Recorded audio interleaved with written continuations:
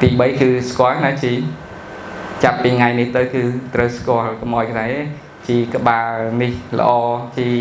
រូបនេះល្អអត់ទេសូមមើលតែភាពសកម្មបាទភាពសកម្មដែលត្រូវជាមួយដំណាំខ្ញុំអត់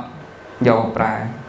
បាទហើយយើងប្រៀបធៀបតម្លៃទៅតម្លៃខ្ពស់ទៀតតាមហ្នឹងដើម្បីកាត់បន្ថយការចំណាយកត្តា4នេះធ្វើឲ្យទិន្នផលយើងកើនដែរទី1ពាក្យប៉ុនជាមួយនឹងកូនក៏ដូចជាក្នុងការបដោះអានឹងពូជកត្តាពូជក៏អាចធ្វើឲ្យយើងថយទិន្នផលដែរអញ្ចឹងមុនដែលយើងទិញពូជយើងត្រូវតែសិក្សាឬក៏អាស្រ័យជាយោជាលក្ខពេលខ្លះក្រុមហ៊ុនគេល្អដែរប៉ុន្តែការរក្សាទុកសំណើមក្តៅខ្លាំងវាធ្វើឲ្យក្របពូជហ្នឹងខូច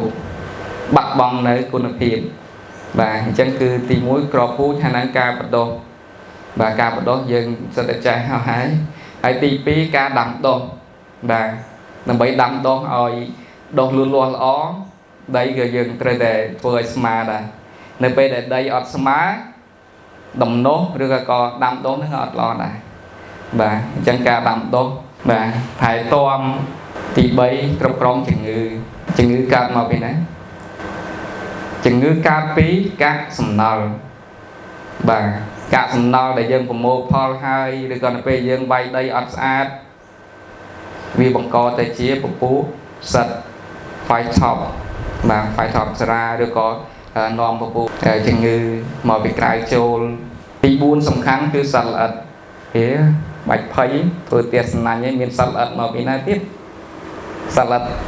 ចូលតាមយើងដែរពេលខ្លះយើងចេញចូលបិទទ្វារអត់ចិត្តហ្នឹងសត្វល្អិតចូលបាទហ្នឹងទី1ទី2សត្វល្អិតវាពងតាមគៀនផ្ទះសំណាញ់បាទពេលអញ្ចឹងវាជ្រៀតចូលក្នុងទី3គឺសត្វល្អិតដែលវារស់នៅក្នុងដីបាទដោយពពួកស្មើពពួកចៃពពួកអីគឺវារស់នៅក្នុងដីណា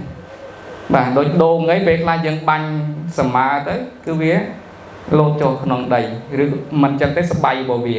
នៅពេលដែលអស់អាជាតិពុលហ្នឹងវាឡើងមកវិញអញ្ចឹងបានដូងពេលខ្លះអត់កាន់ផ្លែដោយសារស្មើហើយស្មើវាធ្វើទុកពេលណាពេលដែលវាបែកការមកអាជាតិផ្អែមហ្នឹងគឺស្មើចូលចិត្តដែរពេលអញ្ចឹងវាជញ្ជក់អាកោសិកានឹងអស់រុះបាទហើយដំណាំប្រភេទបន្លែដូចគ្នាអញ្ចឹងសត្វល្អិតវានៅក្នុងដីដែរអញ្ចឹងដើម្បីគ្រប់គ្រងសត្វល្អិតបានបើអត់ចង់ប្រើជាតិពុលទេប្រើជីស្រីរៀងពងពនវារៀងក្លិនតិចម៉ាប៉ុន្តែវាជួយបានច្រើន